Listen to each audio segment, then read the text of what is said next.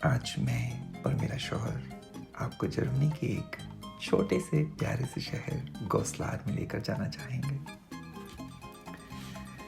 Goslar मेरे दिल के बहुत ही करीब हैं, क्योंकि एक तो वहाँ का इंफ्रास्ट्रक्चर मुझे बहुत खूबसूरत लगता है और दूसरा वहाँ का माहौल। लोग आपको इस कदर रिलैक्स और इस कदर पुरसुकून नज़र आएंगे कि बयान करना मुश्किल है। एक बड़ी वजह मुझे ये भी लगती है कि चूँकि इस शहर में नेचर बहुत ज़्यादा है, जैसे कि आप यहाँ देख सकते हैं। मुझे अभी भी याद है जब मैं यहाँ था तो मुझे लगा कि जैसे मैं कुदरत के और भी ज़्यादा करीब हो गया।